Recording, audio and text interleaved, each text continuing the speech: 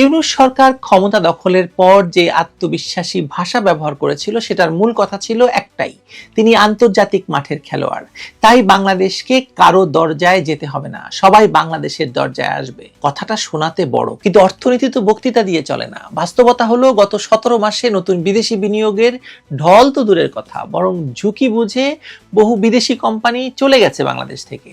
আর যে খাতটা বাংলাদেশের অর্থনীতিকে টেনে রেখেছিল, রিজার্ভকে শ্বাস দিয়েছিল, ব্যাংকিং সিস্টেমকে ভাসিয়ে রেখেছিল, গ্রাম থেকে শহর পর্যন্ত পরিবারের রান্নাঘর চালাচ্ছিল, সেই তৈরি পোশাক এবং টেক্সটাইল চেইন এখন টালমাটাল নয়, একটা ভয়াবহ অবস্থার মধ্যে গিয়ে পড়েছে তারা। বাংলাদেশের এই সংকটের পেছনে রয়েছে দীর্ঘমেয়াদী নীতিগত ব্যর্থতা। শেখ হাসিনার নেতৃত্বাধীন আওয়ামী লীগ সরকারের সাথে ইউরোপীয় ইউনিয়নের ঠিক এই ধরনের একটি মুক্ত বাণিজ্য চুক্তির আলোচনা চলছিল, কিন্তু গত আগস্টে সরকার পতনের পর সেই আলোচনা থেমে গেছে। ইউরোপীয় ইউনিয়নের রাষ্ট্রদূত স্পষ্ট করে বলেছেন, বাংলাদেশের পক্ষ থেকে এখনো এ বিষয়ে কোনো লিখিত প্রস্তাব পাঠানো হয়নি। অর্থাৎ ইউনূস সরকার এই গুরুত্বপূর্ণ বিষয়ে কোনো উদ্যোগ নেয়নি, অথচ ইউরোপীয় ইউনিয়ন ভারতের সঙ্গে যে চুক্তিটি সই করেছে সেটি আসলে বাংলাদেশের সঙ্গে, শেখ হাসিনা সরকারের সঙ্গে হওয়ার কথা ছিল।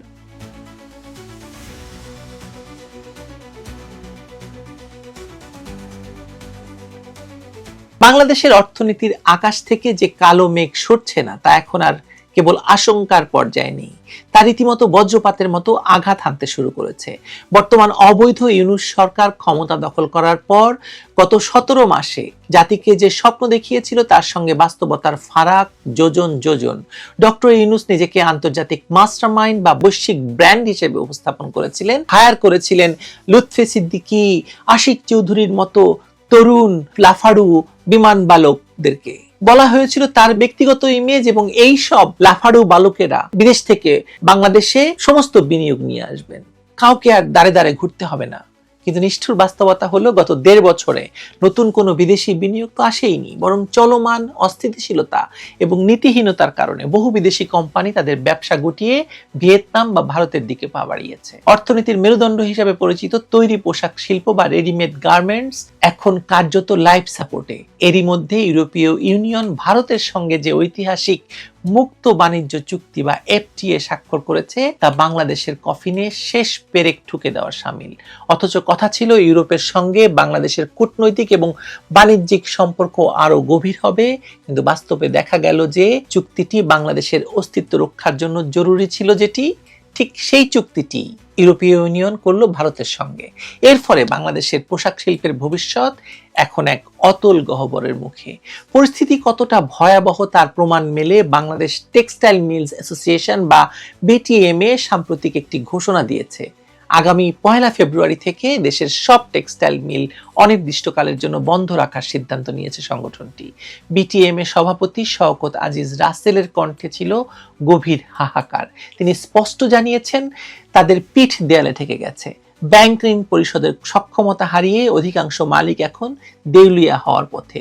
গত 1-1.5 বছরে তাদের ব্যবসায়িক পুঁজি অর্ধেকেরও বেশি নেমে গেছে। এখন পরিস্থিতি এমন পর্যায়ে পৌঁছেছে যে কারখানার সব সম্পত্তি বিক্রি করে দিলেও ব্যাংকের দেনা শোধ করা সম্ভব হবে না। এই যখন অভ্যন্তরীণ শিল্পের অবস্থা, তখন আন্তর্জাতিক অঙ্গনে বাংলাদেশের জন্য অপেক্ষা করছে বড় দুঃসংবাদ। ইউরোপীয় ইউনিয়ন ভারতের সঙ্গে যে একটি এফটিএ স্বাক্ষর করেছে তা আগামী বছর থেকে কার্যকর হবে। এর ফলে ইউরোপের বাজারে ভারতের তৈরি পোশাক সহ সব পণ্য শুল্কমুক্ত সুবিধা পাবে। বর্তমানে ভারতীয় পণ্যের উপর 12 থেকে 15% শুল্ক আরোপিত আছে, যা এই চুক্তির ফলে শূন্যে নেমে আসবে। অন্যদিকে বাংলাদেশ যখন 2026 সালে স্বল্পোন্নত দেশের তালিকা থেকে বের হবে, তখন বাংলাদেশের পণ্যের উপর উল্টো 12 থেকে 15% শুল্ক আরোপিত হবে।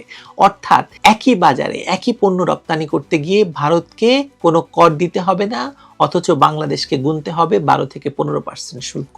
বিশ্ব বাণিজ্যের এই তীব্র প্রতিযোগিতার বাজারে, যেখানে মাত্র 1-2 সেন্টের ব্যবধানে ক্রেতারা পণ্য কেনার অর্ডার এক দেশ থেকে অন্য দেশে সরিয়ে নেয়, সেখানে 15% শুল্কের ব্যবধান বাংলাদেশের পোশাক শিল্পকে ধসিয়ে দেওয়ার জন্য যথেষ্ট। ভারতের সঙ্গে ইউরোপের এই চুক্তির ফলে ধারণা করা হচ্ছে ভারতের বস্ত্র এবং পোশাক রপ্তানি বর্তমানের $7 বিলিয়ন থেকে বেড়ে $40 বিলিয়ন পৌঁছাবে। ভারত এমনিতেই কাঁচামাল উৎপাদনে স্বয়ংসম্পূর্ণ। তাদের নিজস্ব তুলা আছে, সুতা আছে, সস্তা বিদ্যুৎ এবং জ্বালানি আছে, উন্নত প্রযুক্তির মেশিনারিজ আছে। এর বিপরীতে বাংলাদেশকে তুলা এবং সুতার জন্য অন্য দেশের উপর নির্ভর করতে হয়। লজ্জাজনক বিষয় হলো বাংলাদেশ বছরে যে পরিমাণ সুতা আমদানি করে তার 40% আসলে ভারত থেকে আসে। অর্থাৎ আমরা ভারতের কাঁচামাল কিনে পোশাক বানিয়ে তাদের সঙ্গেই প্রতিযোগিতায় নামি। এখন ভারত যখন ইউরোপের শুল্কমুক্ত সুবিধা পাবে তখন তারা বাংলাদেশের চেয়ে অনেক কম দামে পোশাক সরবরাহ করতে পারবে। জার্মান ভিত্তিক ব্র্যান্ডগুলো এখনই ইঙ্গিত দিয়েছে যে এফটিএ কার্যকর হলে তারা বাংলাদেশ ছেড়ে ভারতের দিকে ঝুঁকবে। এই যখন পরিস্থিতি তখন বাংলাদেশের বর্তমান সরকার কি করছে? তারা ব্যস্ত পার্টনারশিপ কোঅপারেশন এগ্রিমেন্ট বা পিসিএ নিয়ে, যা মূলত একটি রাজনৈতিক দলিলাদি। এতে গণতন্ত্র, মানবাধিকার আর সুশাসনের বুলিয়া ওড়ানো হয়েছে, কিন্তু বাণিজ্যের বা শুল্কমুক্ত সুবিধার কোনো কার্যকর গ্যারান্টি নেই। অথচ ভারতের মোদী সরকার চতুরতার সঙ্গে ঠিকই তাদের অর্থনীতির স্বার্থে এফটিএ নিশ্চিত করে ফেলেছে। ইউনূস সরকার ইউরোপের সঙ্গে তো বটেই, অন্য কোনো বড় অর্থনীতির সঙ্গেও এফটিএ নিয়ে কার্যকর কোনো আলোচনা শুরু করতে পারেনি। ভিয়েতনাম, যেখানে ইতিমধ্যে 40টি দেশের সঙ্গে এফটিএ করে ফেলেছে, সেখানে বাংলাদেশ এখনো আমলাতান্ত্রিক জটিলতা আর রাজনৈতিক পালাবদলের নেশায় মত্ত ফ্যাসিবাদ ছড়াচ্ছে বাংলাদেশ থেকে। ফ্যাসিবাদ ফ্যাসিবাদ ফ্যাসিবাদ। দেশের অভ্যন্তরীণ টেক্সটাইল খাতের ধস নামার পেছনে সরকারের নীতিগত ব্যর্থতা সবচেয়ে বেশি দায়ী। স্থানীয় শিল্প সুরক্ষা নামে এক অদ্ভুত খেলা খেলেছে সরকার। সুতা আমদানিতে বন্ড সুবিধা থাকা বা না থাকা নিয়ে বিজিএমইএ, বিকেএমইএ বা বিটিএম এর মধ্যে যে দ্বান্দ্বিক পরিস্থিতি তৈরি হয়েছে তা নিরসনে সরকার চরম ব্যর্থতার পরিচয় দিয়েছে।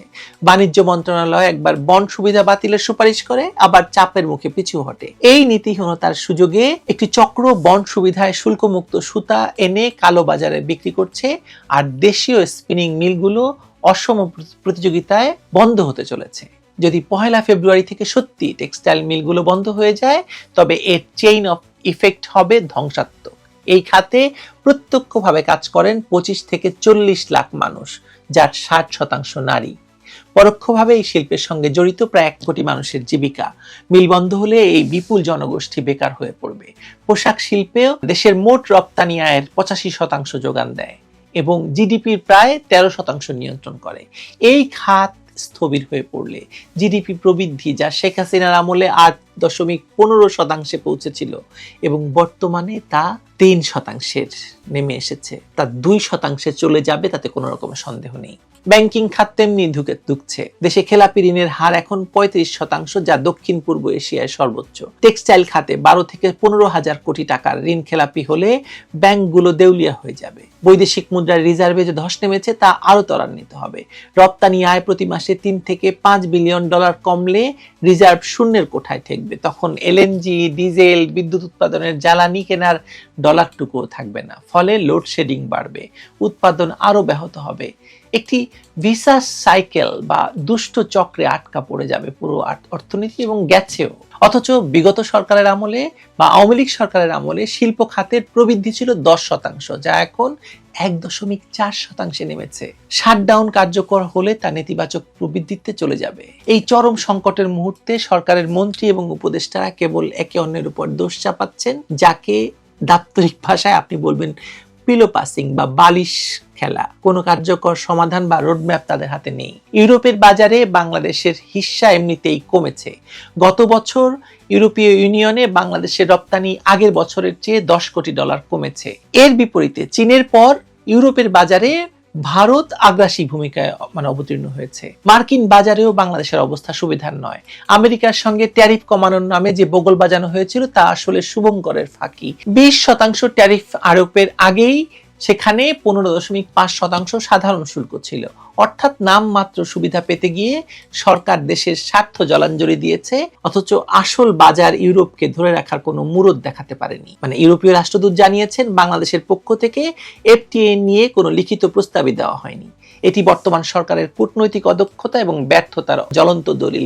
তারা ফ্যাসিবাদ খুঁজছে শুধু। সরকার আইএমএফ এর শর্ত মেনে রপ্তানি খাতে নগদ সহায়তা কমিয়ে দিয়েছে। এলডিসি উত্তরণের দোহাই দিয়ে হাত গুটিয়ে বসে আছে, অথচ ভারত তার শিল্পকে নীতি সহায়তা দিয়ে সক্ষমতা বাড়াচ্ছে।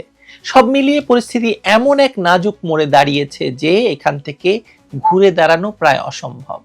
নির্বাচন দিয়ে নতুন সরকার এলেও ধ্বংসস্তূপ থেকে অর্থনীতিকে টেনে তোলা কঠিন হবে, কারণ ক্রেতারা একবার মুখ ফিরিয়ে নিলে তাদের ফিরিয়ে আনা অত্যন্ত দুরূহ। ভিয়েতনাম এবং ভারতের সঙ্গে প্রতিযোগিতায় বাংলাদেশ এখন কেবল পিছিয়ে নেই, বরং ছিটকে পড়ার উপক্রম হয়েছে। যে চুক্তিটি বাংলাদেশকে বাঁচাতে পারত, সেই এফটিএ ভারত বাগিয়ে নিয়ে নিজেদের অবস্থান পাকা করে নিল, আর বাংলাদেশ পড়ে রইল ইউনূসের 000 তত্ত্বে। তথাকথিত আন্তর্জাতিক খ্যাতিসম্পন্ন নেতৃত্ব বাংলাদেশের অর্থনীতির জন্য আশীর্বাদ না হয়ে অভিশাপে পরিণত হলো, যার মাসুল গুনতে হবে দেশের কোটি কোটি সাধারণ মানুষকে। আগামী দিনগুলোতে আমরা হয়তো দেখব বাংলাদেশের গার্মেন্টস পল্লীগুলো নীরব নিথর হয়ে পড়ে আছে, আর ভারতের শিল্পাঞ্চলগুলো কর্মচাঞ্চল্যে মুখর। দিল্লি ও ঢাকার এই ব্যবধান হবে বর্তমান সরকারের ব্যর্থতার সবচেয়ে বড় স্মৃতিস্তম্ভ। দিল্লি না ঢাকা, দিল্লি না ঢাকা, এই স্লোগান দিতে দিতেই আমাদের জীবনটা চলে যাবে, ভারতে গিয়ে যাবে। যে চুক্তি হওয়ার কথা ছিল শেখ হাসিনা সরকারের সঙ্গে, ইউনূসের কারণে সেটি বাতিল হয়েছে। আপনাদের এই সত্য জানিয়ে গেলাম। ভালো থাকুন সবাই।